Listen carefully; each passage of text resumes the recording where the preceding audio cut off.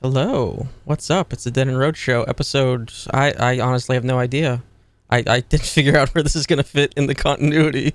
It's Bill and Ian here, doing it live for the first time. Yeah. Trying this out.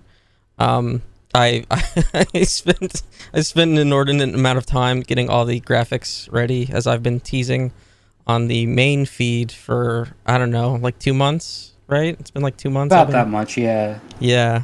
I actually had You more. never said any earlier than July, though, so, we made it. That's true. Yeah. I actually had more planned, but then I had a render fail. So one segment today will not have a video intro. I could not get that to work. So Can I ask, why is your waveform much cooler than mine? because I couldn't test yours because I didn't have your input. So I could actually change yours if you really wanted me to. Oh yeah, is that difficult? Because I mean, kind don't know, of. you've got this purple circular thing going, and I'm just like a standard line. Yeah, well, I had to make sure it worked and that it fit within our very high-tech real player. So yeah, I had to make sure we can leave worked. it. It's got character. It's got character. Yeah. It's fine. Everything is also very temporary. I just had to make sure things worked. I have so many fucking buttons. I have way too many buttons. And some things didn't work as I wanted them to. And so this is all a work in progress. We'll see if this whole thing is even worth doing. So we'll see how we it ask that goes. question every week, don't we? Yeah, but this especially. I'm like very nervous for how this whole thing's gonna go. Because most of it hinges on me being able to hit buttons at the right time, which kind of sounds like a video game, but it's really not. Yeah, I just show up. Right. In fact, my approach tonight here doesn't really change. No, really not. Especially because there have been a few times, in the past during a regular podcast where it's like after the fact I'll be like, "Can you edit this thing I set out?" But then you forget to. So I've only done that twice. Well, that's more than I would have liked. So at this point, I just pretend that our recordings are live anyway, and anything I say is just going to be out there. That's a good approach. Nothing's changed for me. Yeah, that's a good approach. So I think we should just get rolling here. We've got a lot of fun stuff planned. We do have a Did It All for the Moogle, but I prepared a special introduction for that. Hey, did you start the viewer bots? No, I didn't. I didn't have time to start the viewer bots. I'm kidding. Yeah. I don't want to get us kicked off Twitch in the first 5 minutes. No, that wouldn't be the best way to go. You are on Twitch, right? We are on Twitch. This is Twitch. Okay. I have been saying to follow the Twitch for, I don't know, since I started doing the show. So yeah, there's finally a use for me to say that. But yeah, so now we have a special Did It All for the Moogle, and we have a special guest and a special transition. Because I want to talk about Final Fantasy XIV. And I never do that. But there's a special occasion to talk about Final Fantasy XIV because some very weird circumstances happened that breached the IRL space a couple weeks ago, and I've been saving this story to talk about for this very first live streamed edition. So let's just jump right into that, I guess. All right.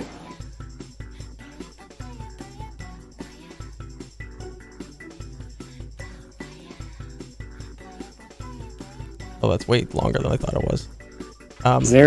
Is there supposed to be? Never mind. You know what? Just keep. Yeah, you know what? There is audio. We can't hear it though, so it's fine. It's fine. Oh, okay. It's fine. Got it. Hello. We have an anonymous source joining us to talk about the Final Fantasy world breaching the real world in a very strange circumstance. So thank you for joining us. Glad you can make it. We'll try to keep this brief. I know you have a very busy schedule.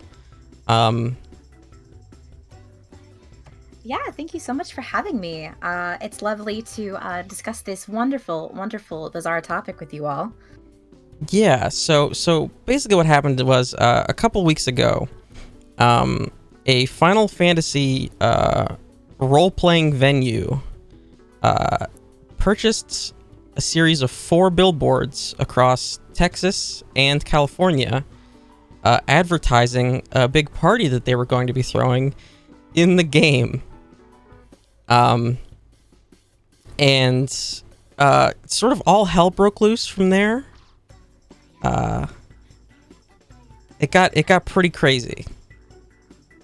Yeah, the billboard broke several of the actual game's terms of services, including having data mined content featured on the billboard.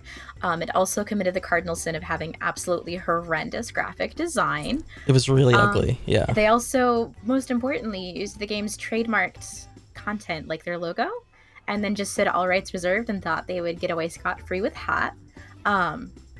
So those were live in the real world. They were digital billboards that were in public in the real world. They brought their ERP, which supposedly the club did not do ERP, but they probably totally did. That was not true. They were an ERP club. Yeah, well, the word on the street was that this event that they were hosting was supposed to be family friendly. Yes. Because they were doing a whole bunch of guerrilla marketing for this Final Fantasy XIV roleplay event. Which is quite a statement in itself. Mm-hmm. They were going into popular Twitch streamers' Twitch chats and being like, hey, we're having this family-friendly event this Saturday or next Saturday. I don't know what they said, but they were trying to promote it to get actual Twitch streamers to show up in game to go to this event. And, I don't think they charged Gil to enter their club or anything. They really just wanted attention and notoriety. They were not trying to make real money. They were not trying to make in-game money. But they certainly spent real-world money to promote this. They did, and the amounts people were trying to estimate, and people I think were drastically off. Some said that they spent like $20,000, and that just couldn't be the case, just based off of just being realistic. But yeah, they were definitely an ERP club. And they approached a streamer that I follow, that I used to watch, Spoofy, and she is like the quintessential family-friendly, like Final Fantasy XIV streamer. Like she doesn't curse, like it's like just like her whole vibe is supposed to be like wholesome, welcoming new players, like that kind of thing. And they approached her and said that this is just supposed to be a safe for work, beach party basically, and she didn't know that they were an ERP club, and they were not being upfront about that whatsoever within their communications with her. Then after that, they like threw whoever was speaking to her completely under the bus and said like that they were working on their own and they went rogue and like all this shit. So it got messy very quickly. And so yeah, it was going to be based on looking at the very poorly designed billboard. It was going to be DJ'd by two different DJs. It was DJ Yams and DJ Potate, right? DJ Potate, yes, that's correct. And not to name and shame them, of course, because the truth came out and they were not involved in any of the planning of this billboard. Actually, most of the people involved with this club were not involved in the development of this billboard. It was all the owner of it who kind of just took the idea and ran, and then made a bunch of people feel really awkward about it for being involved in this roleplay club. Yeah, the DJs were just like hired to. They were working as DJs. They were hired for an event and didn't know they were going to be slapped on a billboard in the real world for a video game event. But I do want to talk about. We did mention how they just decided to put Square Enix's name on the billboard as well. It almost gives the impression that this was like an official in-game event when it had absolutely nothing to do with Square Enix other than the fact that it was taking place in their game.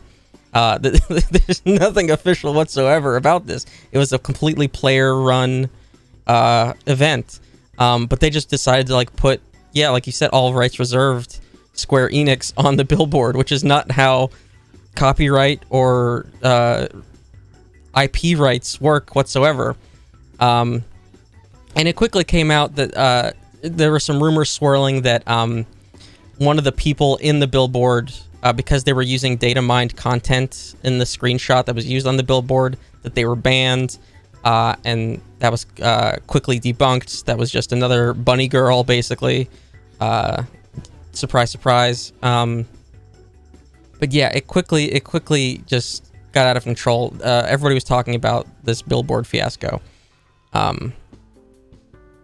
Yeah, and I mean, honestly, I think they kind of got what they wanted out of it, because as far as we know, there have been no bans yet. They did not formally say if they were sent a cease and desist, because I do believe they requested that the billboards were pulled and they were taken down. There was a user on Twitter who was able to go and confirm these billboards out in the real world and took actual pictures of them with their cell phone, and they confirmed that when they went back, they were indeed pulled. So they were only up for about a day, if that. And you know what else? They ran the event. They did run the event. They did, yeah. And I believe we also left out an important detail here, because the crux of this event was the weekend following a big patch for Final Fantasy. Yes. And what came with that patch was what's called data center travel.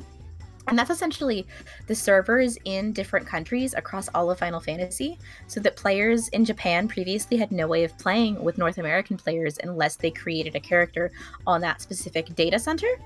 And so the Tuesday prior, the game released it so that you can now transfer and you can go anywhere in the game. You can go play on Japan servers, you can play on European servers, you can play on North American servers, the Australian servers even, from wherever you are in the world. And so I guess they really wanted a lot of attention. They really wanted a lot of attendees from all over. And I think they got it, because the fallout following this was not even just before the event. They had people hardcore trolling them in the game.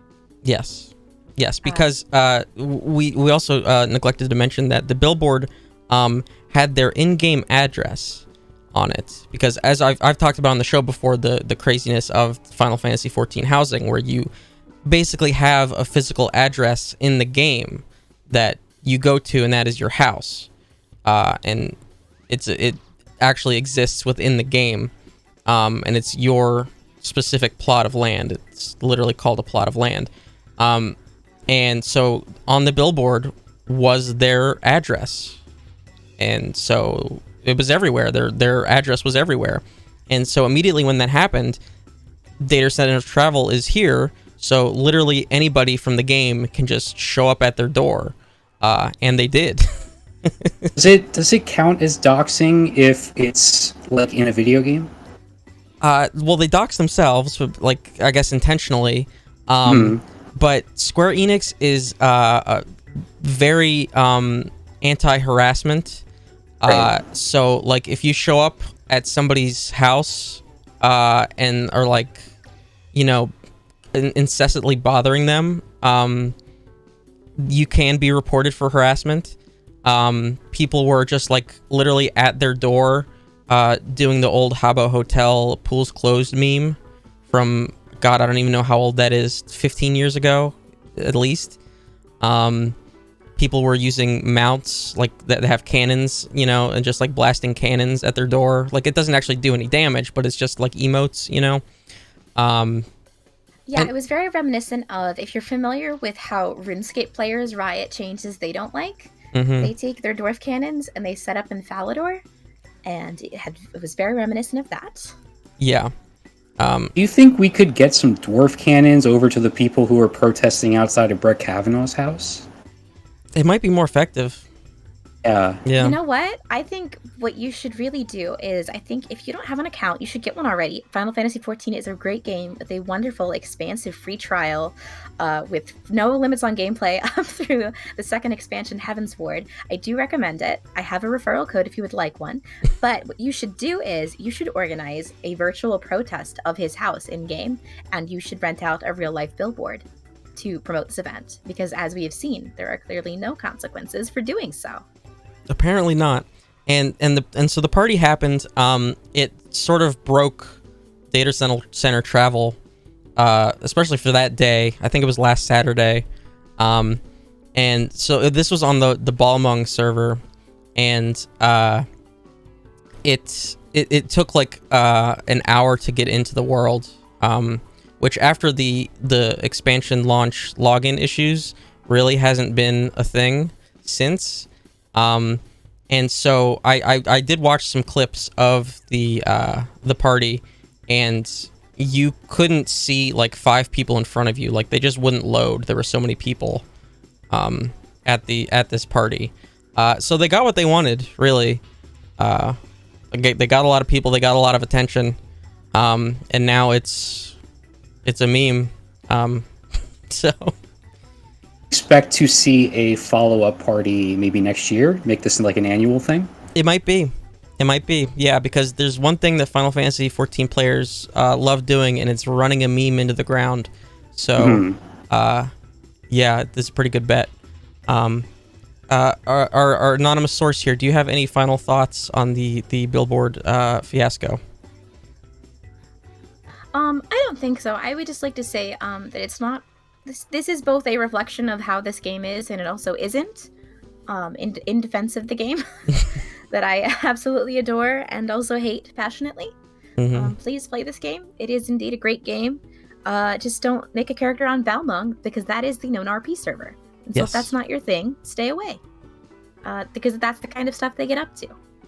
Real life billboards to promote their roleplay. All right. Thank you. All right. Thank you for joining us. Really do appreciate it. I will see you tomorrow for Raid. Thank you. See you tomorrow. That was fun. Great. We have fun here. Like I was on the local news. We will have to get our anonymous source back sometime whenever something bad shit happens in Final Fantasy 14. Yes. Next up, we have a new segment that we haven't done previously on the audio version of the show because it really wouldn't have made sense. But we've mentioned VTubers before, and one of our early episodes was about how I had succumbed to the YouTube rabbit hole of VTubers, and it's kind of hard to get your algorithm right once that happens. And so now I figured I would pass that curse on to you. And what better way to do that than to show you some clips. And I thought of several ways to do this. If I would just show you a random assortment, or if I would have a specific focus. And I thought the best way to do it would be to show you maybe like one VTuber at a time. So what I've done is I've decided to pick one VTuber who I think you might enjoy, just based off of her maybe let's say like silliness. I don't know. But I think you might enjoy some of these clips. So this is VTuber Virus, and this is the segment where the render failed, so I don't have the video intro for it. But let's see what we got cooking here. Should probably I forgot, like, we're live, so there's no editing out the silences. No, there's not. So I should just do what I do best and ramble on here while we're preparing a clip. So I do like the old school desktop that we're working with here. Thank you. Mm-hmm. Okay, there we go. All right, at least we got YouTube. Now you can see my right. Final Fantasy 14 recommendations. Because I have to pull up two windows. Mm-hmm. And then now I need the notes back up. But yeah, I had the idea for the retro look a while back, and decided to just roll with it. And I think it's working out so far, aside from me not being able to get my windows set up. Isn't that funny that my windows broke whenever I have a Windows 95 aesthetic? Yes. You know, it's all a work in progress, right? Right. Okay, so this is I'm gonna be showing you Corone. She is a HoloLive VTuber, and she's a dog girl, as you might be able to see from the ears there, and this game frequently she will attempt to speak and learn English, and it's just pretty friggin' adorable is the problem.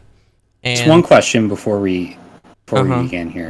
When you say dog girl, yeah, is that like a girl who really likes dogs, or is this like, is she part dog, part girl? Well, as you can see, if you look here, based on the ears, yeah, she's a dog girl. And I think her backstory is that she works in a bakery. Okay. Yeah. She's a big fan of classic games. She plays a lot of classic games. And we'll get to some of her favorite games in a little bit. But this is a very famous clip. She's playing with an English HoloLive VTuber, Mori Calliope. And they're playing, I forget what the game's called, but it's just like that bomb defusal game where one person has to like actually defuse the bomb, the other person has the instructions. But yeah, so this is a very famous clip. This game is a bomb defusing game. Okay. Yes, we have to stop the bomb. Stop the bomb by working together.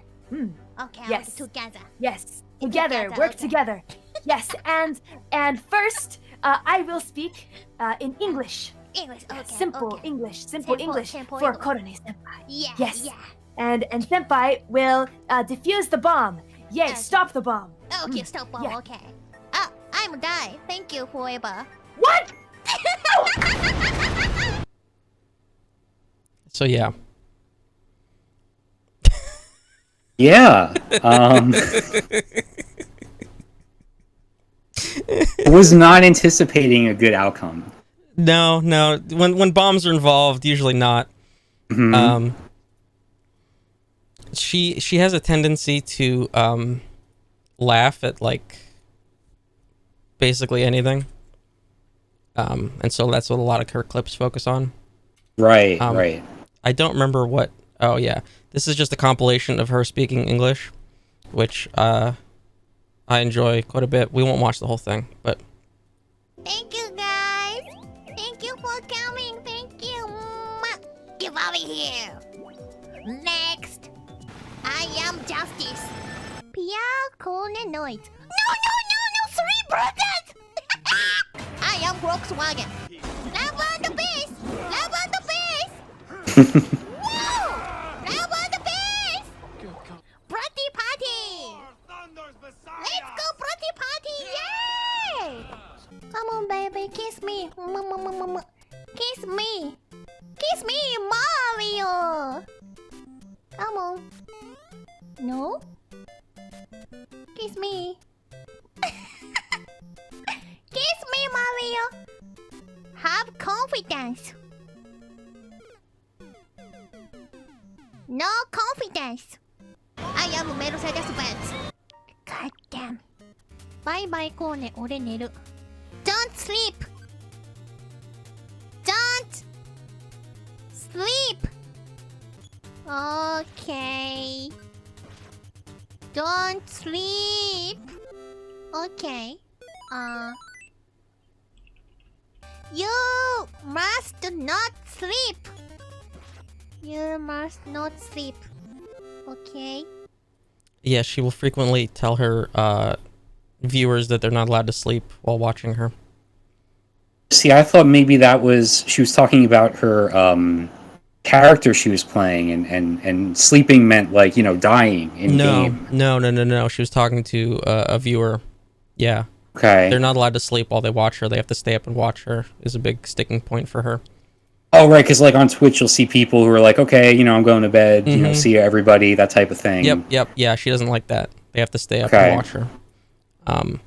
So she is a big fan of the Sonic games. She's played a lot of them on her stream. And she's actually been able to, just recently, and I think in like maybe the last few months, a partnership with Sega. 皆様にお見せしたいものがありまして、今ちょっと3人の画面になっちゃったんですが、今コロさんには準備をいただいておりますが、大丈夫そうですか？もうちょっと待ってください。もうちょっと待ってくださいということで、じゃあこの間に大丈夫そうです。大丈夫そうですか？緊張する。はい。じじゃあお願いします。はい。あ、どう？来た来た来た来た。おかえりなさい。ということでソニック衣装に着替えてきました。早っ。かわいい。どうかなどうかな。めちゃくちゃかわいい。いろんなところが可愛い。これが見た。コラボの記念したスペシャル衣装ですかね。いや、いいですね。はい、を着用いただいております。めちゃくちゃ似合っておりますが、着心地はいかがですか？めっちゃふかふかしてます。あ、ふかふかふかふかしてるんだ。とコメントも感想見たいな。みんな急に多分新衣装が出てめちゃくちゃびっ。 And it was during this sort of collaboration event that they revealed that she's doing the Japanese dub for the Sonic 2, I guess, the second one. Wow. They didn't reveal what she would be playing in the movie, but yeah, she's part of the dub. So yeah, It's a pretty big deal. Yeah, that's great. yeah. Let's see. Oh, this one is related.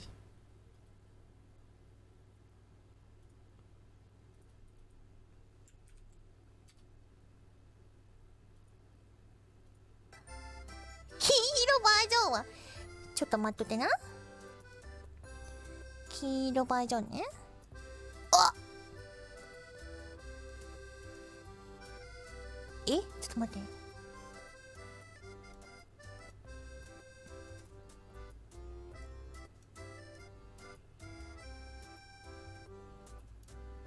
てってってってってててれてってってってててれ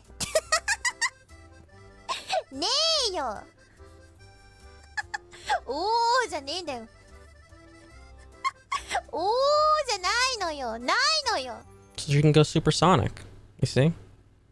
Right. So Yeah. that's when you turn gold. Is that Yeah. very cool? I feel like this is like show and tell, like whenever the kid like comes with like a rock or something. So okay, so the purpose of this segment here Uh-huh. is to show off your favorite VTuber, right? That's essentially what's happening here.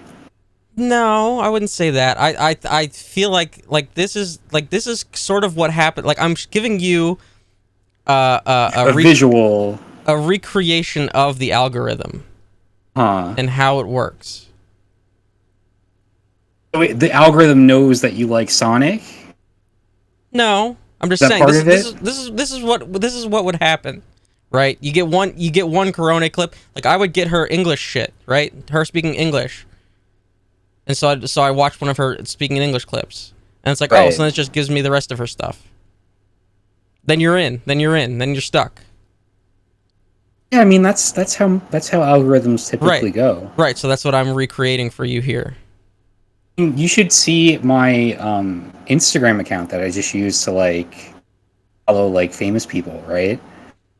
And ever since Instagram started putting like suggested stuff on your feed and you know stuff that's you don't directly follow.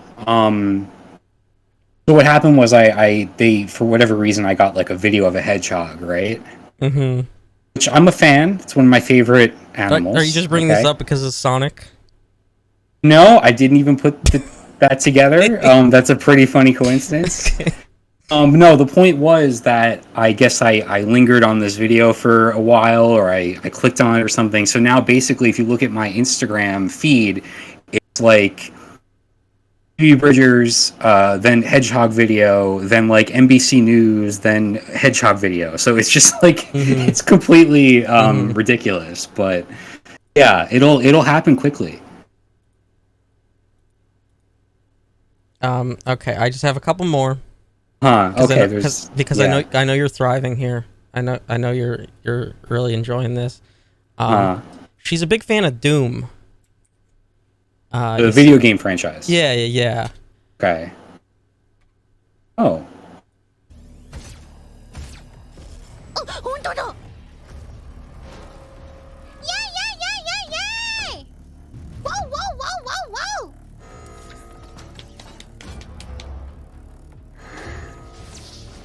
昔からの友達だって。やったー。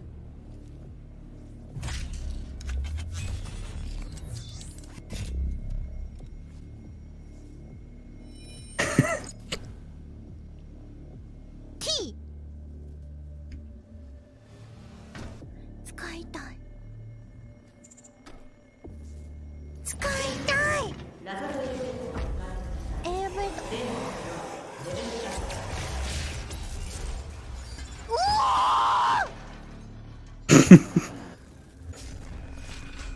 オーマイガー。すげえ。すげえ。ロケットランチャー最高。おい。オッケー。あ、届かねえ。届かねえ。届かねえ。ワンワン。T。T。ワーオ。デーモンを排除しました。ロックダウン解除。T 最強すぎんちょっと。ねえ T 最強すぎんちょっと。はあ。数値。オッケー。業務用エレベーター。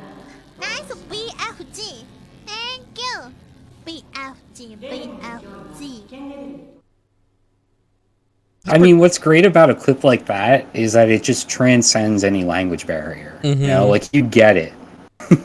I think like you get what's going on there. I think this last one will also do the same thing. This is another Doom clip.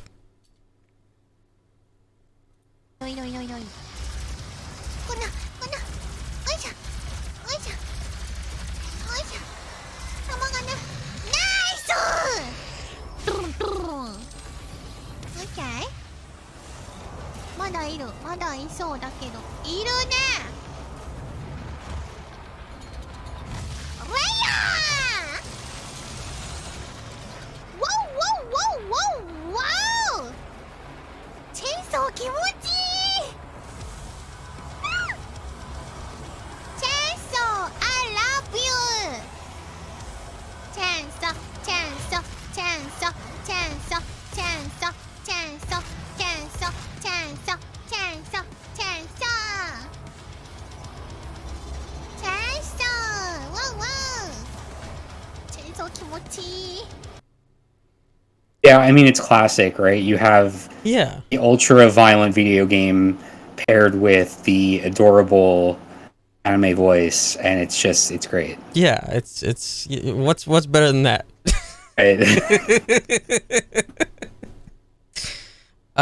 Yeah, one thing I appreciate about her is I think it's her eyebrows are tracked to her ears. So like if she raises her eyebrows, the ears go up. Which I think is attention a nice to touch. detail. You know, it's what sets her apart. So yeah, I guess that's the first, maybe only edition of VTuber Virus. I am pissed off at Adobe Premiere for eating my render, but what can you do? That app sucks ass. But next up, we got a little bit of some beautiful cinema coming up. Yes, one of we our do. classic Do we have a video graphic attached to that? We do. Wonderful.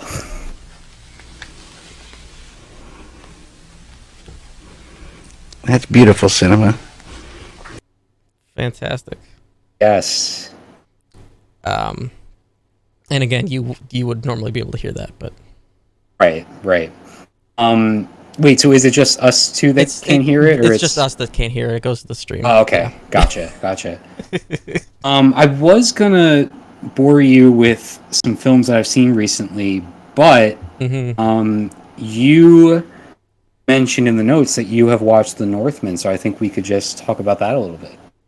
Sure. Yeah. I did finally watch it. It was either, I guess it was last week or the week before. I can't remember now.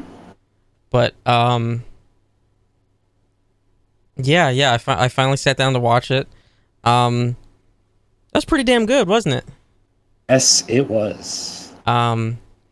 Actually, you know what I can do? Yeah, if you want to give like the rundown real quick, I could pull something up. Yeah, I mean, I think it was David Ehrlich, the IndieWire critic, who, in his review, he was like, important thing to know about this movie is that it's a $90 million film directed by Robert Eggers, and it absolutely lives up to that. Right? Yeah, basically. Yeah, so yeah, we have Alexander Skarsgård, Nicole Kidman, Anya Taylor-Joy, Willem Dafoe, just an all-star cast here. It's a I don't know why I didn't think of that sooner, but full screen. Yeah, you got Willem Dafoe, you know, in the nude, you know, making two dudes grovel and bark like dogs. So yeah, let's see. Now I do have to point out there, Willem Dafoe in the nude, if I remember correctly, is what prevented you from watching Antichrist. Okay, well, in this one you don't see his whole hog. Okay. Oh, is that the differentiator? Yeah, it is. Okay. You don't see, this didn't have full penetration. This did not. Yeah. This did not have Willem Dafoe's full dick and balls while I was within like the to first eat Chinese takeout. No. So by the way, that's within the first like 90 seconds of the film too. No, I respect Antichrist. I think it's a very very ambitious movie. Anyway, The Northman.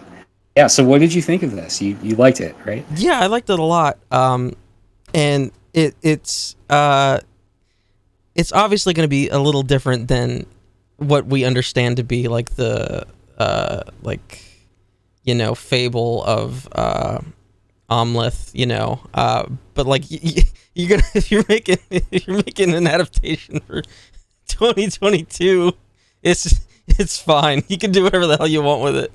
But yeah, great performances. I you know, the camera work is obviously going to be you know, stellar. Yeah, the camera work and the lighting too, because you can even see that in parts of this trailer. Every scene that takes place at night has the look of a black and white film, which is so interesting and just like so visually really. Yeah, because like how many, you know, movies do you watch where there's something happens at night and it just gets it's just a sea of, you can't see anything, and not even like in like that in the same way that like something like 1917 did, where it's like done purposefully. It's just you're talking more like that Game of Thrones episode in the final season, where it's just that muddled mess of, you know, it's just a disaster, like you know. But yeah, no, this was very purposefully, like, because there were so many pivotal scenes that do take place at night. Like, you think about his whole, like, terror on that little village, you know, like his vengeance on his uncle. Yeah, just so much. Every time I look over, I see Willem Dafoe. Yeah, there's what's not to like. I don't know. It definitely feels like a culmination of sorts for Robert Eggers. Because you have The Witch, which is this still my favorite of his movies, but it's a very small scale horror, right? Pretty, I'm assuming pretty low budget. And you have something like The Lighthouse, which is a much more like almost playful and like emotional as far as like the performances type of movie. It's just more experimental in a lot of ways. And then here you're sort of like taking elements of both those movies, and you're just, it's on such a large scale. It's the type of blockbuster that I just love to see, and I'm always afraid that I won't see again, you know? Yeah. Don't think this performed particularly well in the box office. No. Like, what can you really expect, honestly? Especially, it came out towards the tail end of last like serious variant of COVID too, right? So like a lot of people were still not used to going back to movie theaters in the way that they might be now. It was just sort of like at the very first instance of theaters being like open and like, hey, come on in kind of thing, where a lot of people were still wary. So yeah. But to your point of this being like a blockbuster, it's an epic, you know, and I mean that in like the traditional sense, obviously, but it's also playing with maybe like the more modern usage of the word too, where everything is grandiose, like, you know, like there's just dudes fighting on a volcano, you know, like but it's also very like lyrical and poetic too, and you know, there's prophecies and you know, witches. He loves his witches. Oh yeah. So yeah, I think it does a lot there too. Yeah, it's really wonderfully plotted because find yourself maybe like towards the middle of the film and you don't quite know where it's gonna go, right? Because you have the sort of goal in mind for the main character, but he himself doesn't quite know how he's going to accomplish it, and he's kind of taking his time with it, right? But then the movie does build up to like this emotional climax that sort of takes place a boat headed out to sea, I'll say, not to spoil anything. And from that point, there's like this inevitability of like where these characters are going to end up. It's so well written and well performed that it just lands completely anyway. Right. Because it's like, it's a tragedy. And you get to a point with these characters where it's like, it's almost like they even know that they can't escape their fate now. So I thought that was really effective. Yeah, no, I completely agree.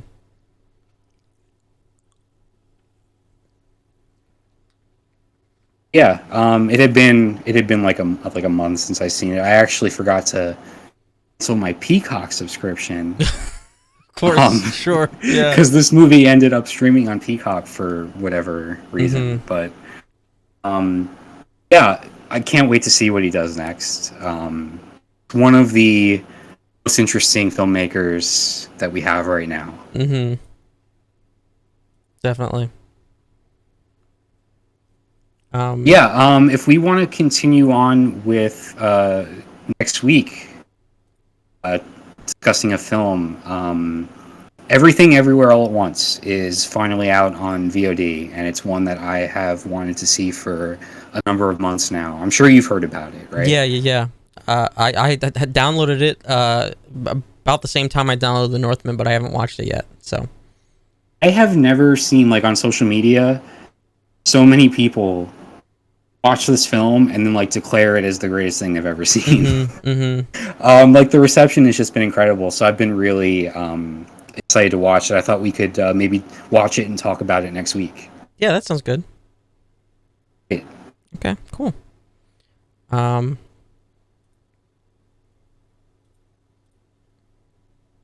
Next up we have another fan favorite segment. We got a little Mad Watch. This time it's time for you to share some videos. Yes. So let me... It's exciting for me here because we do have the visual component. We do. Yeah. So I had to... Look at that! I had to bring out something that really encapsulates the talent that is on display. Not just something that you can hear, but something you can see. And I do believe that let me find out where to message you on Discord. Here we go. So here's the first video for everyone this week.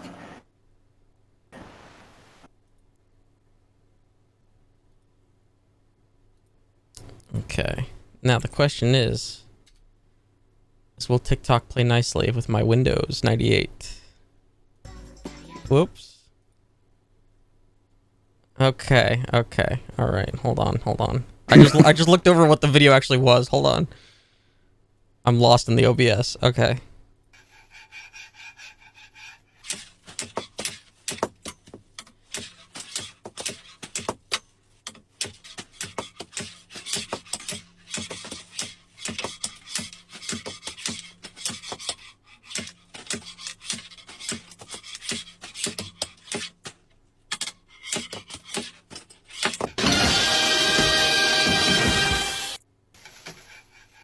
Okay.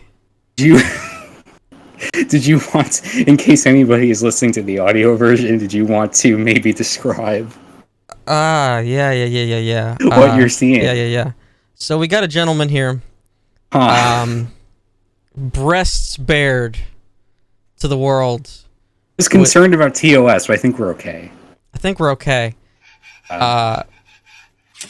With a plunger attached, and that also has a knife, I guess, taped to the end. Mm-hmm. And he is shuffling from side to side to displace poker chips from beneath a bottle of Corona that also has a ping pong ball attached to the bottom. I'd say the ping pong ball feels a little bit redundant. At that point, you're just showing off.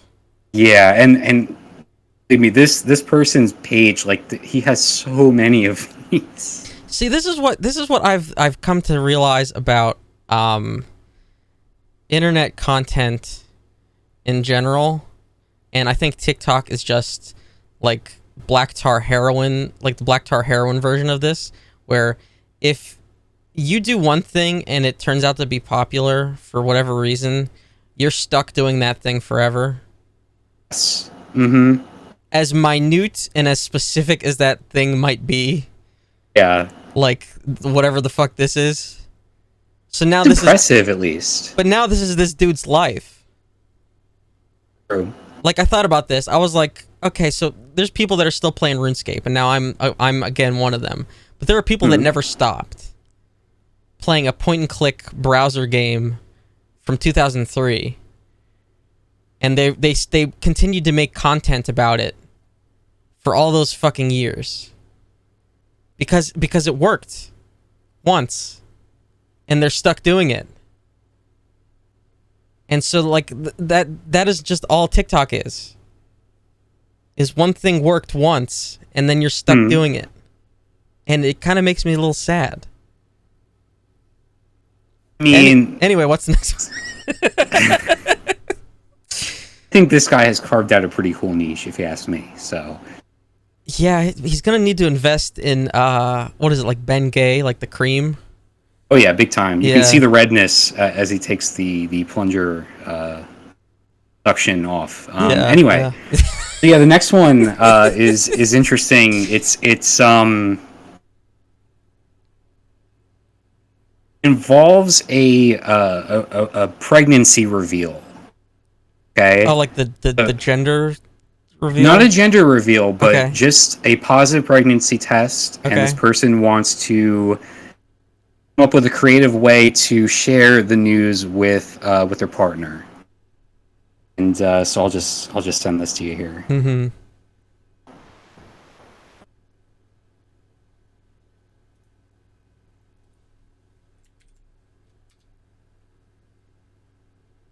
What? No, I don't want to. I don't open Discord. Oh God. Okay. It's almost like I never have used a computer before. It's Windows 95. What do we expect? It's exactly. Oh, TikTok, I hate you so much.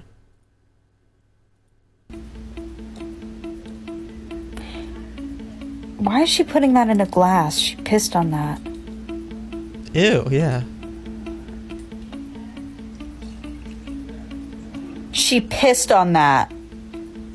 There's pee in there. No! There's pee in there! No, you can't drink out of that glass again. There's pee in there. What are you doing, ma'am? Ma'am. There's piss in that. Okay. Just broken glass. Alright. Alright. It's not even frozen. That's piss water. There's piss in there. No. No. No. No, there's pee on that. That is piss. There's piss in there. No! Oh, it just goes right in. There's piss in there, sir! He just went right in for it. Oh yeah, fully trusting. I mean, you know, he just went right in. Shows a lot of trust in the relationship, I think. There's like all this text. I wasn't paying attention to any of this fucking text. But I you did catch don't the need one. you don't need the text. I just caught the one where it said his dad died. I'm like, okay, what? Oh, this is because I guess he was going through a hard time, so she wanted to share this important news. A fun. Is this a fetish? Well, it could become one. I don't know if that's the intention here. It's like homemade urinal cakes. Like, what is this? Yes, which is a very funny. She didn't even wait for it to freeze all the way. Is the thing. It's pretty amazing that you just brought up urinal cakes, because the next video I have here, unless you had something to say about No, I think whoever's on the left here covered it. Yes, very much so. So we talked a couple weeks ago, I forget what the original topic was, but we talked about how important it is to, when you're doing a job for somebody, you want to have a contract, right? Yeah. So this video really exemplifies that type of situation.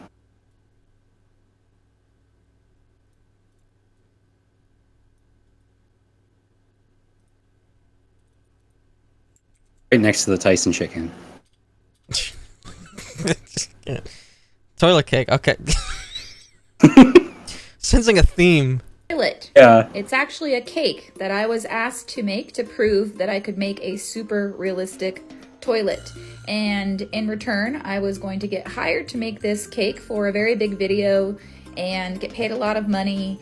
And instead, I was not hired, and this video was shown to another decorator on how to make a toilet cake. And long story short, I'm never making a toilet cake again, and you should always have a contract before you make something. Yeah. It's such a shame, but also this is incredible. You don't make the toilet cake before you know that you're going to get paid for the toilet cake. Absolutely, that should be like a rule number one. You know. Mm-hmm. Look how photorealistic that is. Yeah, and the toilet paper too. Toilet paper too, just bites right into it. Yeah, it's incredible. It's pretty sturdy. Yes, it takes a while for it to collapse when you're sitting on it. Yeah, always have a contract. That's crucial. That's so. They were scabbed by another toilet cake baker. Right. It sounds like the idea was handed right over to somebody else, who I'm assuming probably paid less to make it, or. Yeah. There's a whole world out there. Yeah. Toilet cake makers competing. A race to the bottom. I don't know how you do one better than this, though. I don't know, but I guess you can do one cheaper.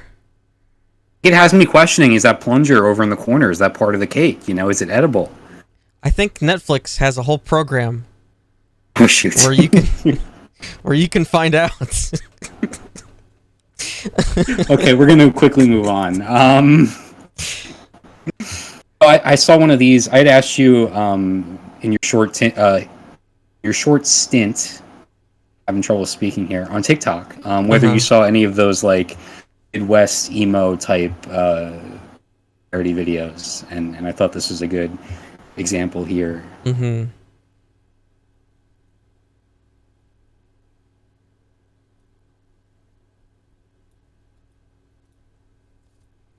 The thematic through line has run its course, by the way. Oh, this is probably some shit too. So There's no hitch to hook up the compressor with. Was it hitched last night? No, there's no hitch. Are you fucking kidding me?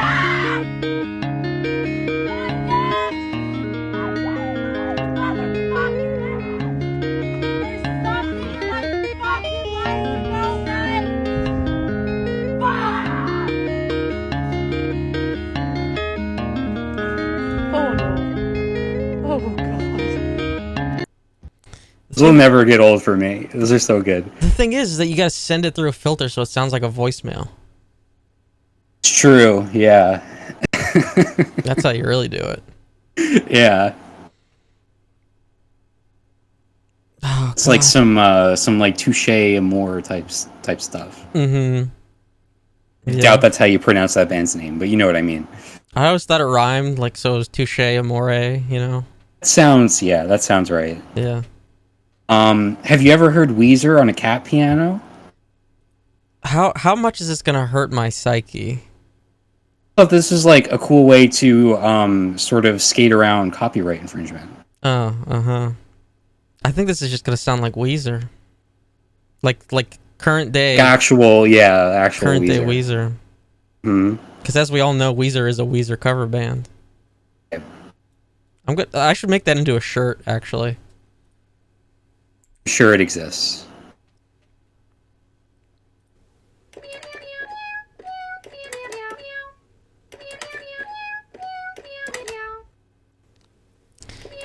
Yeah, I mean, that's what it is. That's what it is. I don't know what I expected. Yeah, I don't know either. Okay. I also had I wanted to fit in better here, so I saw this relatable anime TikTok, and I thought I would share it just so I can sort of relate to the weebs. Because as we know, I watch 3 episodes of an anime and I never finish it, and that's pretty consistent. So, hey, but I saw this. We're I thought it was pretty good. We're halfway through a season of Cuckoo. No. Would you believe it if I said I haven't watched an episode since we talked about it? You know, that sounds about right. Yeah.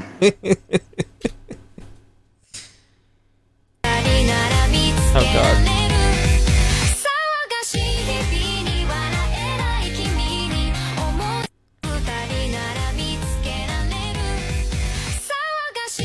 Yeah, I guess.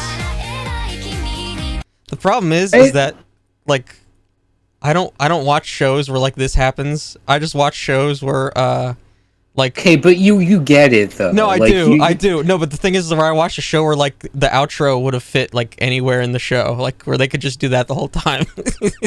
Okay, way to shit on this one. No, I get it. No, I do get it, but I just don't watch shows like that. I guess the last one I watched like that would be like, I don't know, Tokyo Ghoul. Huh. But I couldn't tell you a single thing that happens in that show. How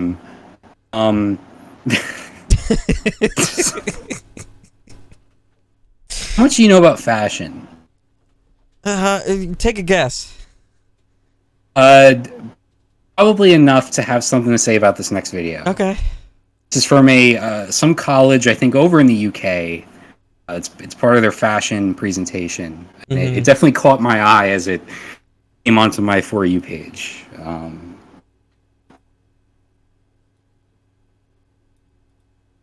Now I got fucking Buddy Holly in my head, so thanks a lot for that one. No problem. What I'm here for.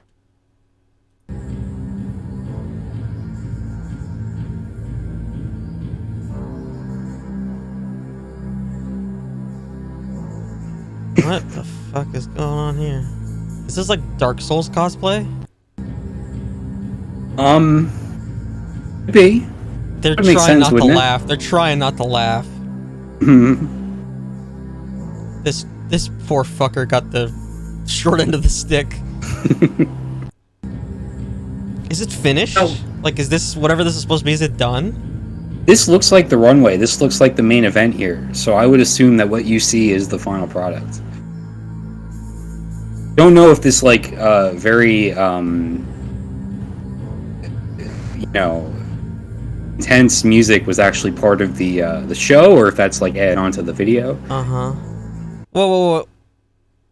What the fuck is this get up? What is that? Talking about the burlap sack with the belt. Oh, with the belt all the way down here. Looks like that Eric Andre bit with the black Scientologist. Sure. Oh my god. You see, Might miss that one. Now I could do this. Now I could actually do this. You can't escape now. See, my main question was, while you find that, what do you think? Jeez. That's the same thing. That's the same thing. That's the same thing. When does the next season come out? Maybe this is part of their filming their next it could be, because segment. the pageant was a hell of a way to go out. So maybe the fashion show's the next one. But tell me that's not the same get-up. Yeah, I think you're spot on. Yeah, I don't know what this is, like some hungry caterpillar shit. I don't know what this is. This like formal wear, do you think, or is like fall under that category? I don't know. Is this Evangelion cosplay? I never got to that part of the show. Oh man. This other person, they have like half an ass cheek sticking out. Like they're not even like in it. Avant-garde, you know?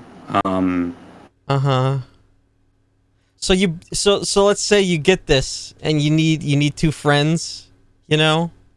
Right. This is reminding me of Eric Andre again, but the squid. Oh god. Oh no, it was the octopus, I'm sorry. See, I've already seen it.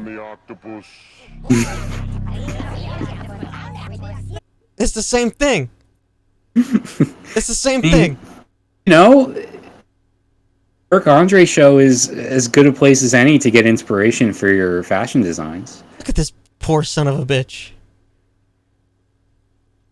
Just bringing up the rear. It's the same thing. It's the same thing. Okay. All right. So, okay. Uh-huh.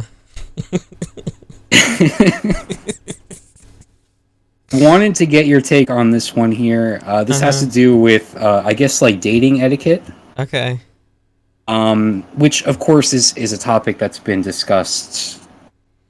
You know, everything, every nuance, every detail has been discussed somewhere or other, right? Sure. What about the etiquette when it comes to parking spots? I'm from Pittsburgh, so we just put out chairs. Out chairs? Yeah. What does that mean? Like whenever you want to keep your parking space, you just put out a chair. Then bam. Oh, so you just like have one in your trunk that you pull out and you... Sure. Okay. So bam, that's your parking spot. Nobody's allowed to move your chair out of the way? That's a real dick move. I mean, is it though? Because like it's a parking spot, it's not a chair spot. It's a parking spot when you got a chair there. Right. Well, let's see what's going on here. Park here? My boyfriend... You're parked next to my boyfriend's car. It's a parking lot. I can park next to anybody I want. You're parked next to my boyfriend, though. Okay, can nobody park in a parking lot next to your boyfriend's car? Get out of my spot. This isn't... Don't park next to my boyfriend. Are you crazy? Are you insecure? Are you crazy? I know you not just say that to me. What is your problem? Get out of my parking spot. You're parked next to my boyfriend. Are you okay? Are you?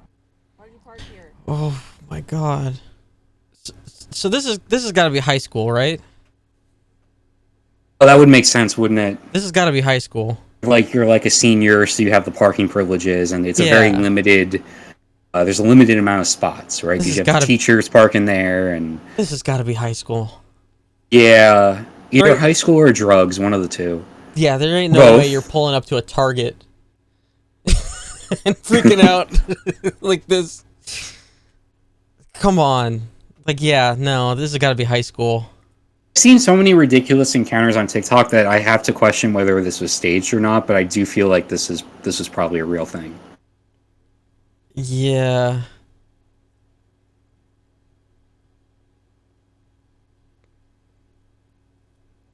Boom.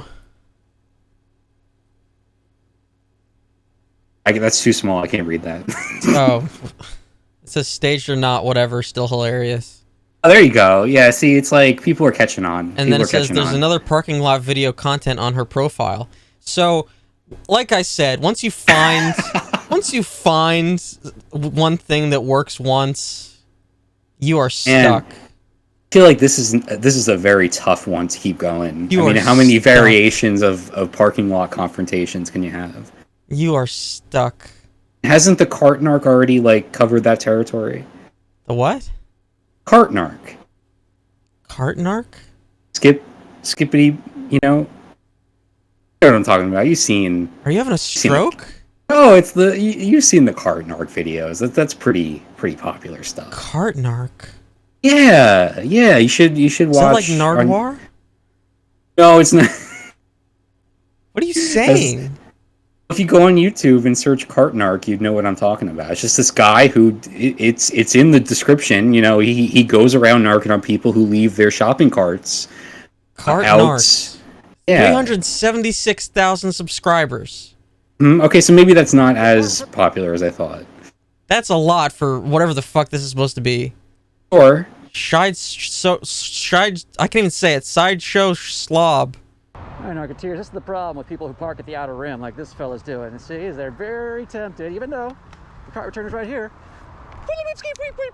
That's not where the cart goes, though. The carts go over So this jackass doesn't work for Walmart or whatever.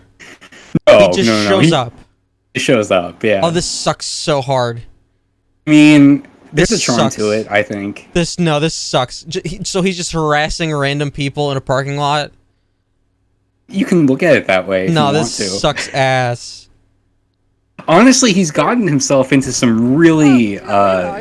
Yeah, I'd imagine everybody wants to beat the shit out of him. Yeah, essentially.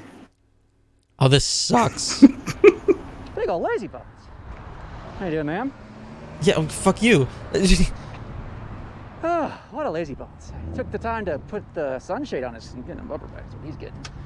Should have figured the anarchist wouldn't like the Cartnark. Yeah, no, this sucks terrible. ass. I mean, these outer rim levers like this, and he's blocking a full spot. He didn't get too. He's got all this lingo for it. Yeah. Usually, it's not as egregious as this, because that's 1, 2, 4. I mean, maybe if you weren't counting all the areas here, 4, 5, 6. Pick up knitting. Wide open too. Read There's a no book. maneuvering that's going on here or anything like that. It's kind of a boring example, though. He's usually got he actually confronts the person. I'm done with this thing, so it's going. Let me put a sunshade up and everything. I wonder if he even saw that I put not to be a jerk, not to be a lazy bones, what it's like to take nerve. You better stop putting that shit on my car, man. I will stop as soon as you take your cart back. You can kiss my ass, bitch. Sir, also I faked you out, I didn't put it on there. So why don't you take your cart back and be a nice guy? How about that? Be a nice guy. That's about right. Me? Kiss my ass, bitch. It's only you've only got 2 phrases that you got there. Going on for real that time. See, he's actually touching people's cars and shit. He puts the bumper sticker on there, yeah. I'll tell you, my car. It's like his main move. Back's my problem. Sit away from me. How about you put your cart back? You got one on the back. You're not responding well, sir. Ta-da. Yeah, he's looking to get his ass beat. Yes. See if he falls for the fake out again. I don't think he will. Well, I don't think he will spend all of his time in a fucking parking lot. Maybe, you know what? Maybe I'm being a bit judgmental. Maybe he only knows 2 or 3 English phrases. Ooh, let's see if I can get him again. Oh, that was a bit uncalled for. Hey, how's it going? No, I faked you out. I didn't put on that time. I got one though if you want it. We can. This sucks so hard. This is not his best work here, but. Put your cart back. How about that? Put your cart back. No, you're gonna end up fucked up doing this shit to people. People are fucking crazy. Not you though. You're a good guy, right? A good guy. He's the morality of returning a cart. Holy shit. Does he think the fucking supermarket is gonna give him a gold star? No, I think the purpose is to have views on YouTube. I think that's the end goal here. This sucks. This sucks. I hate this. Yeah, I can see that. I can see that. I'm so sorry. I hate this. Oh man. Oh my this was spontaneous. I did not plan to mention the cart narc here and get you all riled up. I hate this. Yeah. Holy shit. I do have one final video here, and it is from Brother. Of course. Which, if we get to it, did want to sort of talk a little bit about the first week of Big Brother that took place, and has been really awful in a lot of ways. But this video has nothing to do with any of that. Okay. So the production team on Big Brother really likes to have these segments where they make fun of the house guests for saying like inaccurate or stupid things, right? You know, I'm not a big fan of that because, like, if you film anybody around the clock and you're just like talking to people all day long, you're gonna say something stupid. So you're not a fan of them narking on them? It's just like spotlighting it. I'm gathering, yeah. Filming them, yeah. Right. The hypocrisy, I understand. But this particular one that aired in one of the recent episodes, it hits a little close to home, you can say. Okay. So I wanted to share it.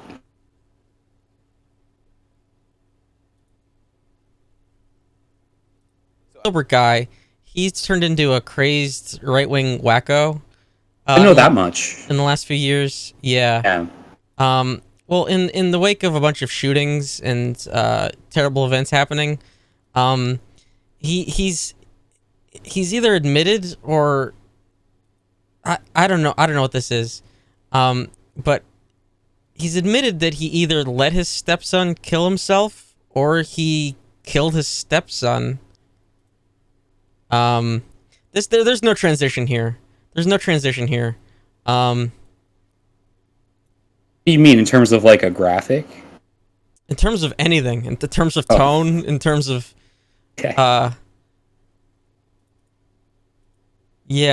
so Scott Adams, the fucking crazy Dilbert guy. He said when a young male, let's say 14 to 19, so I guess teenagers, is a danger to himself and others, society gives supporting the family two options: watch people die, or kill your own son. Those are your only options. I chose number 1 and watched my stepson die. I was relieved he took no one else with him. So this is deranged. Just a bit. It's completely deranged. So he's admitting, I guess, that he didn't get his stepson, who I guess was, going through some shit, help. And he's just saying that he's glad his stepson wasn't a mass murderer. You can always find a silver lining in any situation. Right. And then he's going off about how teens are kidnapped and fixed or something. I don't know. And then, he's going off about, there's only two options. You either got to kill him or let him kill people. That's it. That's the only thing you can do. Wait, how is this a question of which one? Because he said he chose the first one. Well, he's saying you can either watch people die, right, or kill them yourself. Is what he's saying. He said that he chose the first option. Right. And so the people that died was his son, the stepson. Yeah. So these are apparently the only two options, according to Dilbert guy. So this is deranged. This is batshit. And it's nonsensical. And but it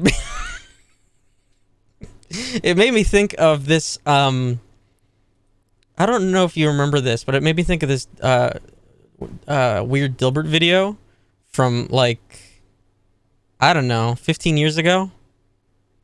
Okay. Tell me there's like foreshadowing to this situation. Yeah, but the thing is that the Dilbert guy didn't make this. Oh, okay. Oh. Yeah. You remember this? No, I don't think so.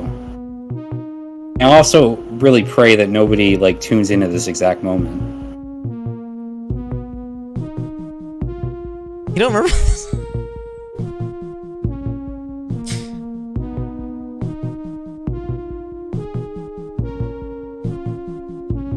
This is Dilbert 2. Yeah, you've lost me entirely. This is the sequel to Dilbert.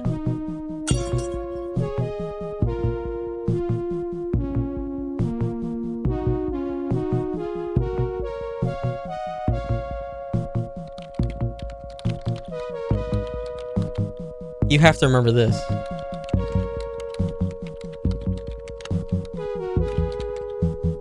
Oh, I keep forgetting about full screen.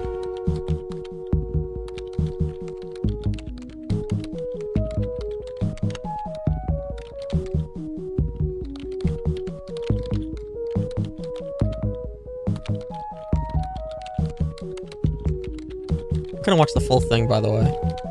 You are. Okay, so you don't remember why Shrek is pissed? Why Shrek is pissed? Hashtag Italiano. Not even vaguely. Because this phrase, like lives in the recesses of my mind. And that sounds like a you problem. Why Shrek is pissed? Hashtag Italiano. No? What are we doing here? No? Like, what is going on? We are now harnessing. How does this relate? We are now harnessing the power of the video medium. To maybe explore mind dementia, but why Shrek is pissed? Hashtag Italiano.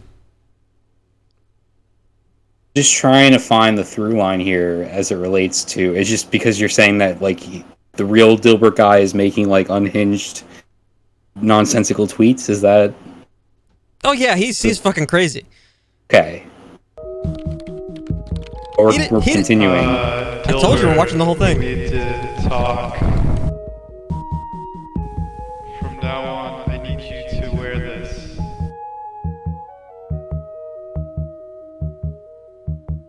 I need you to wear this bolo tie. It's office policy. Her reaction to Cartnark is my reaction to this right here. No, this is good. See, this is art. Is the thing.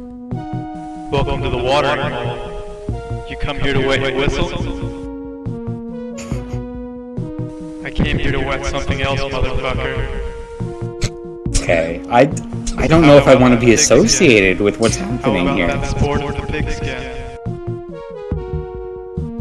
Now that's what I'm talking about. Top 10 juiced up coaches and the top 10 juiced up players. You don't remember that? No. The top 10 juiced up coaches and the top 10 juiced up players. Hey, I heard it just now, but you repeating it is not going to make me remember it. They're a fucking Bronco of tackles this season. Hey, I want you to check out this website. Go to www.nfl.com. Just check it out. www.nfl.com.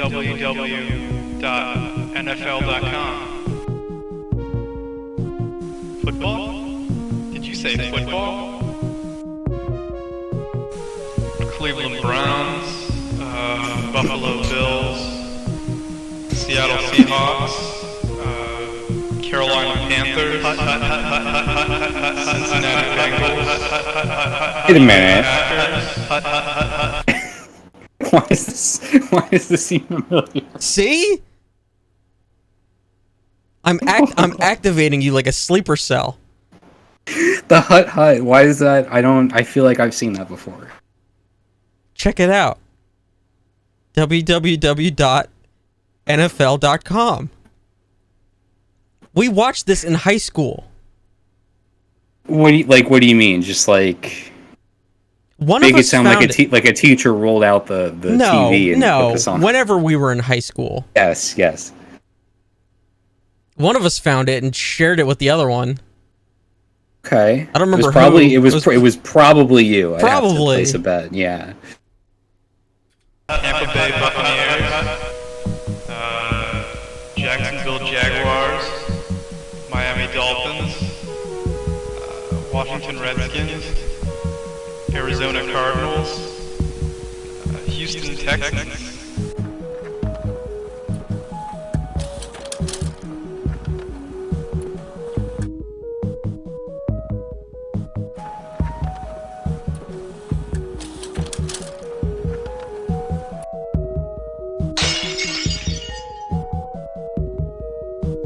What's Dilbert going to get into next?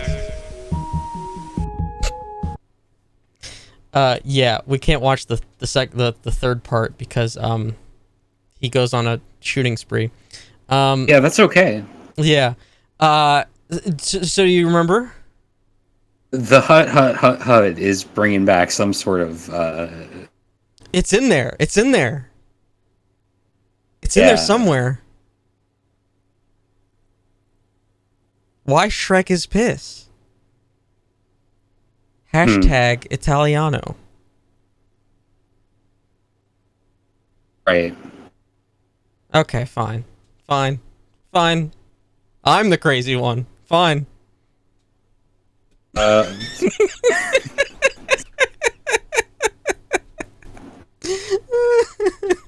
right, I gotta get Dilbert guy off the screen. Yes, that's a good idea. Very good idea. So you want to talk about Big Brother again? Is that what you want to do?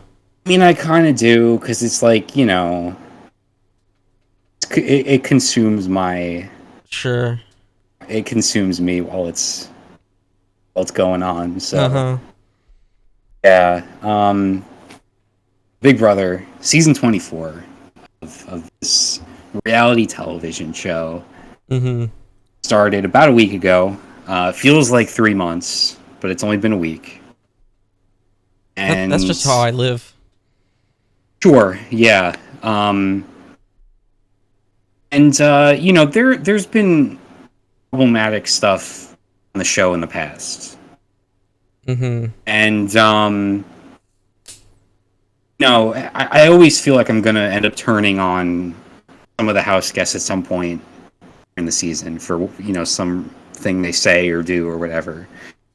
It just feels like everything has been accelerated this year because we're a week in and I am already just like very disgusted with almost everybody. As is much of the fan base online. So to give you like the short version of what has gone down this week is a house guest. Her name is Taylor Hale. Okay, Taylor. And she entered the house just like everybody else and just kind of chilling. You know, just hanging out and know everybody. And casual conversations. But some of the other house guests have not reacted well to her existence in the house, I guess I could say. There's been a lot of like biases shown and some remarks that have been made that are baseless and really feel like they are just coming from a place of like stereotyping. For example, I think I told you about this one the other day where there's this one guy in the house named Pooch. That's his nickname. He's basically saying how he wouldn't want to nominate Taylor to be evicted because she would, quote, blow up. Cause a huge scene and be like hard to live with. And he's really like pushed this narrative on Taylor. And so a lot of people watching this, you know, people watching the live feeds have wondering like what would make him think that, right? Other than the stereotype of the angry black woman, which we have seen time and time again come up in various places. because like I said, she's just chilling. Like she's not doing anything out of the ordinary.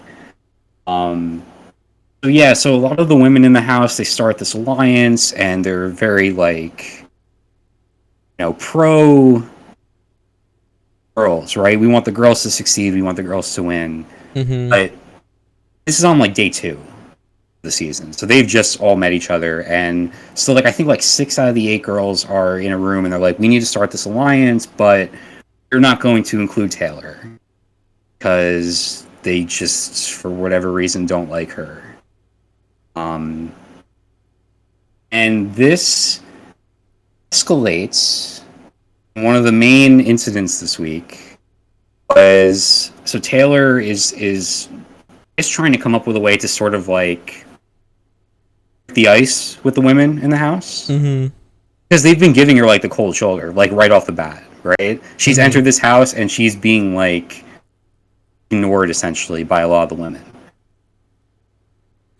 So she, I should give you some background. Taylor is a former pageant winner. Like she was like, I think Miss Michigan a few years ago. And she has like, she's like into fashion and stuff like that. So she has a wardrobe that she brought with her, a pretty, nice wardrobe with like dresses and just like stuff that she is preparing to wear on like live episodes, maybe the finale, as one does, right, when they go on a show like this.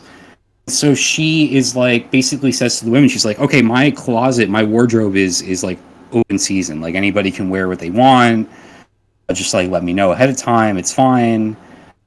And so she pulls out one of the dresses, and like all the women are like, oh my god, that's so beautiful, like that's such a great dress, you should try it on, yeah. They're like egging her on to like try on the dress, right?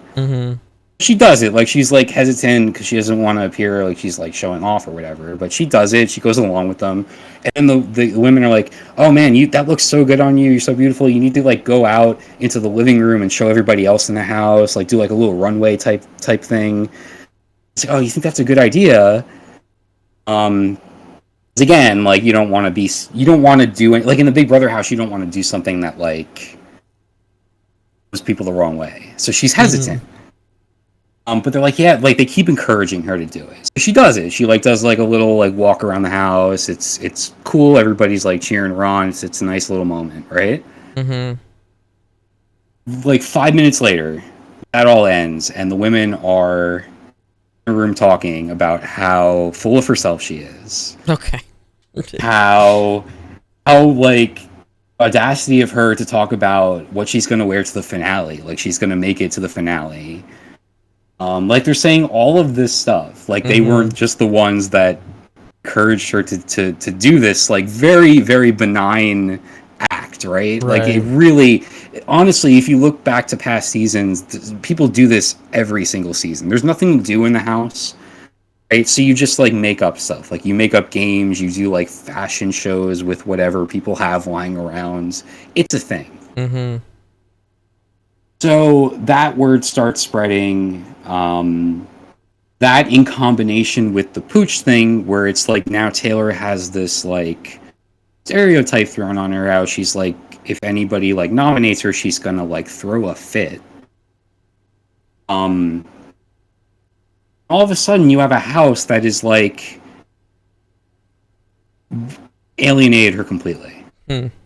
The point where it gets to the head of household, who is the person in charge of doing nominations, and he ends up nominating Taylor to be evicted, even though Taylor has done nothing to him whatsoever. He's just going off of what people are telling him, right? So it's like really a case of like a few people start having problems with her, and then they talk to other house guests, and the other house guests are like, well, Taylor hasn't done anything to me, but I guess since you're saying it, it's true, whatever, and so it spreads.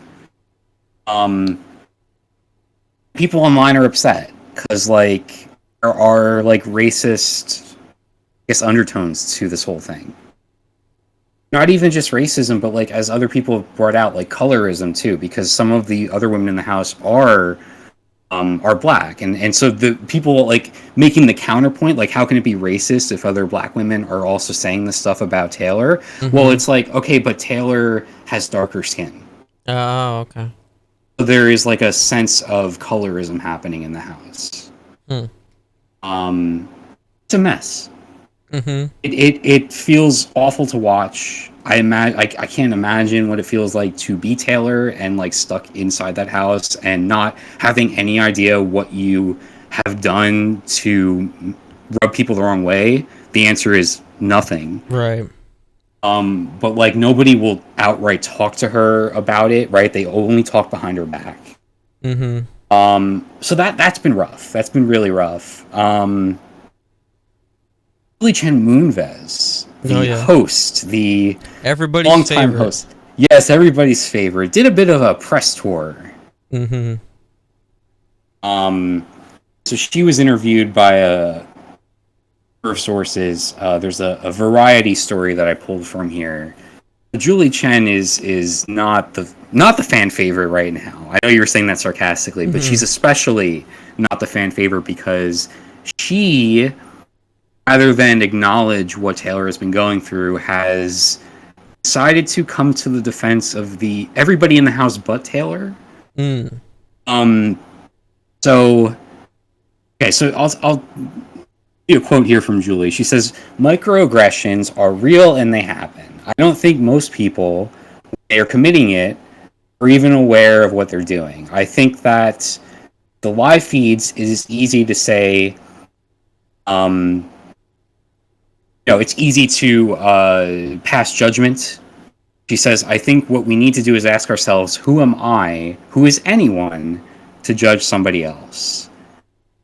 And then she goes on to talk about Twitter, which is where I've seen a lot of the discourse and the fan outrage. And not just fans, I should say, but there has been like an unprecedented amount of former cast members speaking out in Taylor's defense, which has been really cool to see.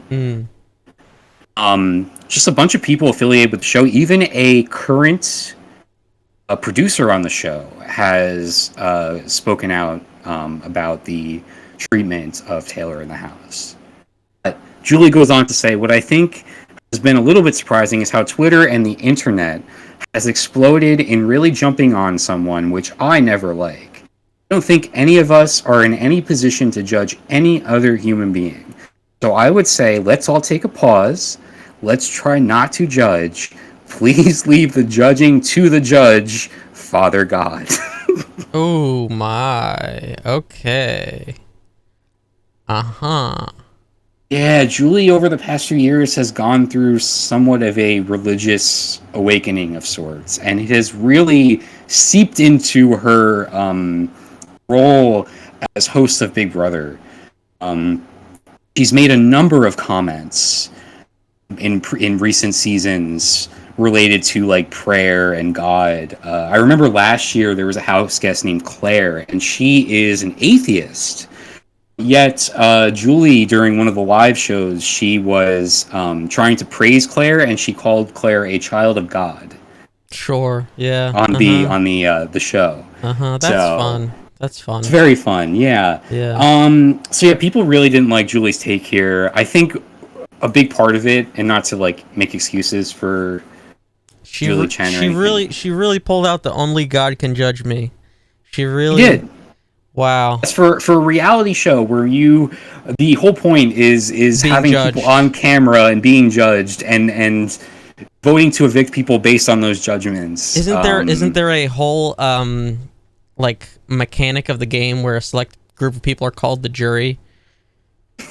Absolutely. Okay. Yeah. Just checking. It's a core element. Okay. Yeah. Just had to double check that real quick. Yes. Yes. They decide who wins, actually. Yeah.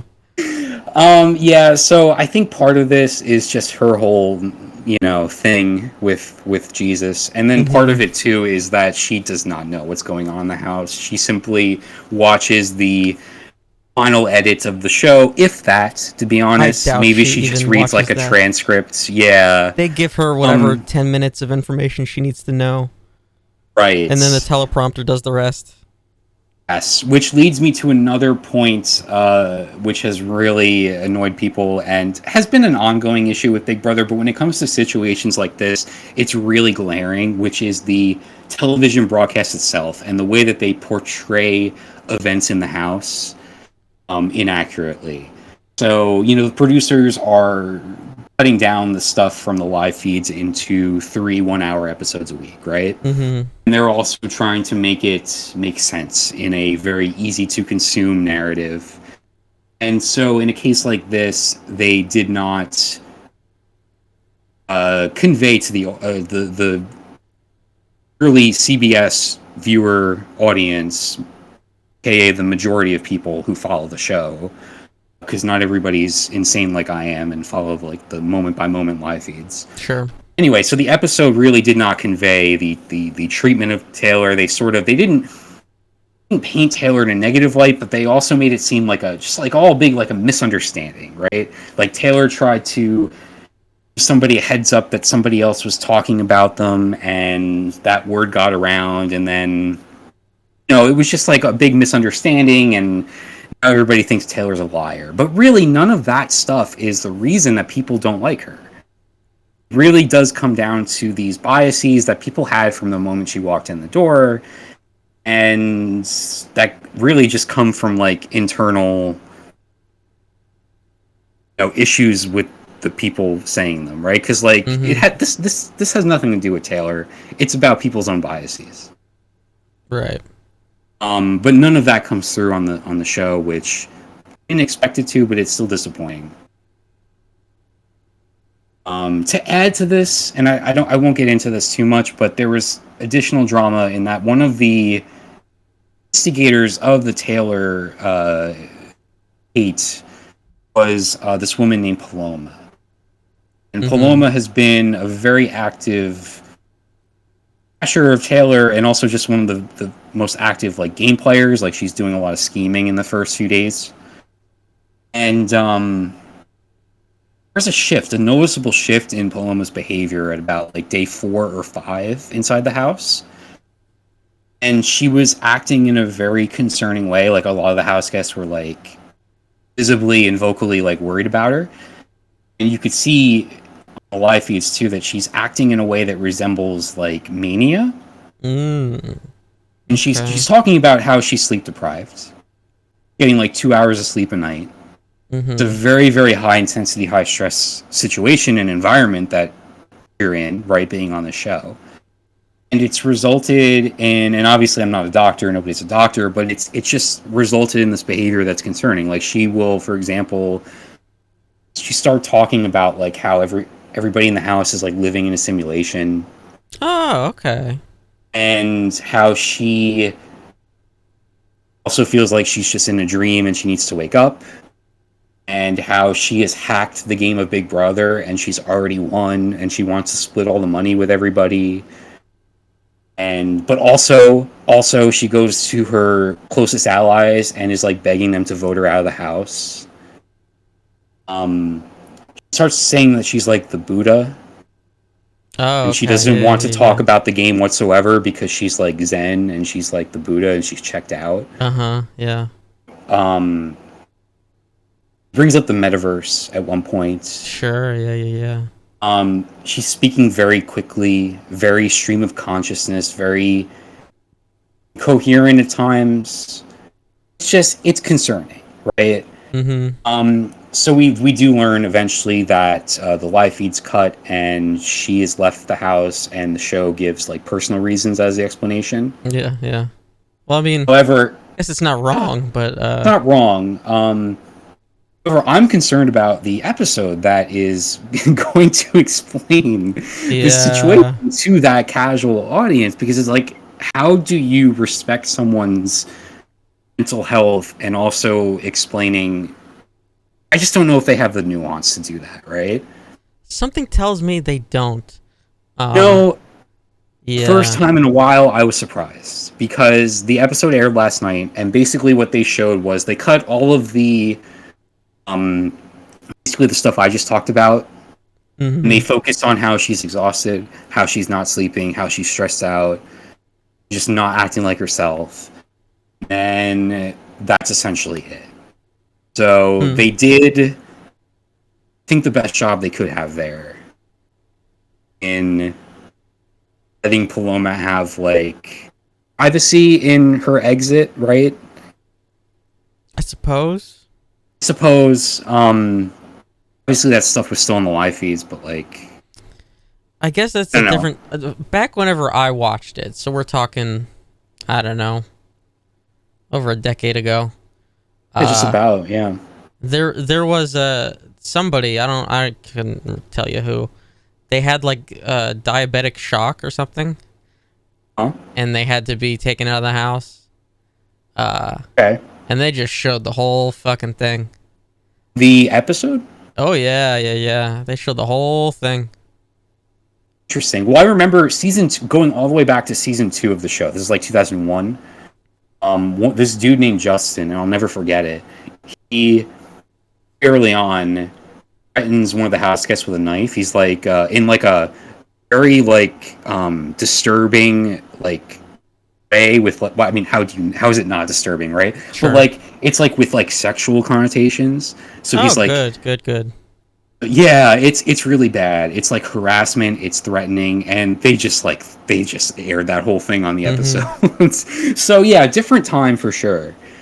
But I don't know, it's been truly just been such a rough week for the show. Having this person like having Taylor go through all this, and having one of the people who is like bullying her also have a breakdown and have to leave the show. On the plus side, though, Taylor was nominated for eviction and would have been voted out potentially, but canceled the eviction because Paloma left. Sure, because it buys them a week of programming. Yeah. Yeah, they have to stay on schedule, right? But Taylor's still in the house, and everybody's rooting for her, and there is a chance that she could potentially build up some relationships with some of the more reasonable-minded people in the house, which is what I'm hoping for. So, you know, it's been a whole thing. Or they could just nuke the whole thing from orbit. Totally could. Just stop forever. That's the other thing, too. So they insist for a reason I will never understand of having these live eviction episodes and like live competitions. They are so poorly produced. It is wild. Like, if I wasn't so used to the show and hadn't been watching it for years and years, I just turned it on during one of these live episodes with Julie just like stumbling over every other word and like technical difficulties and like having to like coach everyone on how to do these competitions on television. I'd be like, what? This is the weirdest thing I've ever seen on like on network TV. It is so bizarre. It's so bizarre. I guess they can just get away with it because everybody just like knows what to expect. Puts up with it anyway. Self-included. That's the problem, is that people keep watching it, so there's no incentive to improve this shit. There is not whatsoever. They do the... It seems like they do the easiest thing at every opportunity. Put a lot of work into like the sets, like the competition set designs and stuff. Like those are very like elaborate, but the actual production itself is often just a disaster. Yeah. I don't know. I think that's all I had. Oh, Big Brother. I know. I felt like I had it because I've mentioned Big Brother so many times. I had to bring this up because it's just been such a shit show. And I would say it's the worst single week that I've seen since I've started watching the show. And somehow there are still like almost 3 more months left in the season. So God in heaven. No, it's like a 90-day season, and we're on day 8 right now.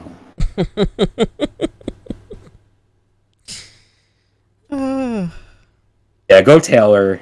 That ends my Big Brother rants.